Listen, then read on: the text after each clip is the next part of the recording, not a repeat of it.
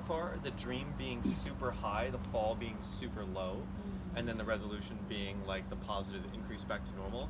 So like the DFR that I did earlier was pretty shit for that, but like you can get more emotional with it. I just wasn't, because I was like speaking like this. So I'm gonna do one that you guys have probably heard, but so I can just show you an example, because this is the one I put together in the video more recently. But come like huggable distance. There we go. Yeah.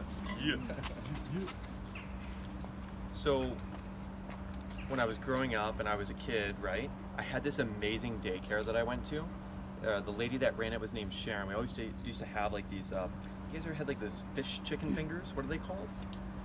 They're like fish sticks. Oh my god, I love fish sticks, right? They're like breaded, like probably made from like soy. I don't know what they're made from. Probably awful for you, but I just remember eating those all the time and they were so good. I also remember like when you got to a certain age, there was always nap time, right? So in like the middle of the day, they'd be like, oh, it's nap time, and you're like, oh yes. And then at some point when you get older, they're like, there's no nap time for you. And you're like, what? Nap time was amazing. It was always like this hour during the day of solitude. But remember when you got like a little bit older, you were like, I'm not doing that fucking nap time bullshit, right? And as you get older and older, you're like, I love nap time.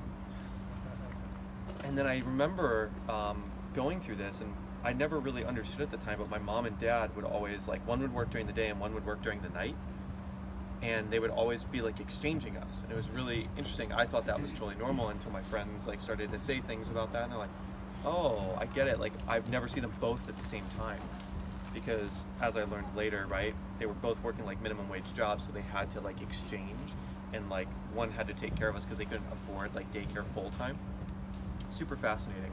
And I remember being like, well, this is totally cool. Like, we have a happy family playing like puppy in the middle of the day type of thing. Like, I'm like the dad puppy and this other person's like the mom puppy, you know, all that stuff. It's just like a great life.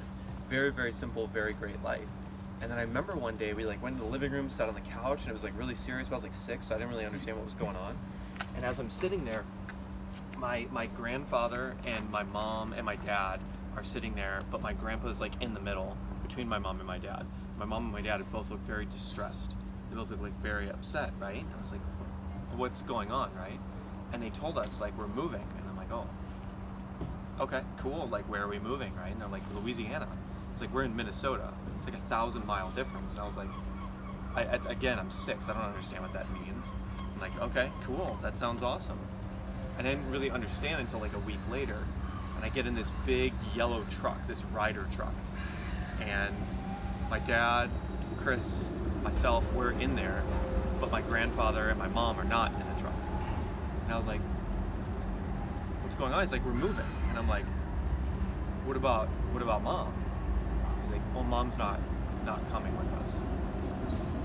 And I was like, oh. And as a 6-year-old would do, I proceeded to lose my shit and just bawl, crying and scream and try to like get out the door, right?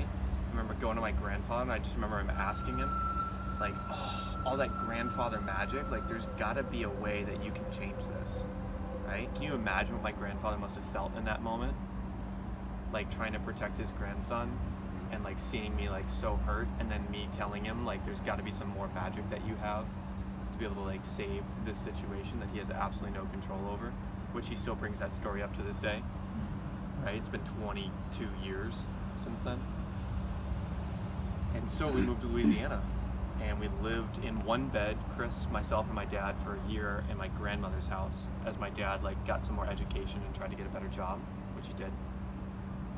And as we grew up, we moved to Texas. We consistently got like better places, and then before we knew it, like my dad was making great money and had a great job. And I would say that my dad in this whole journey is a big reason why I am the way I am, because he showed me that you can change your life circumstances so dramatically.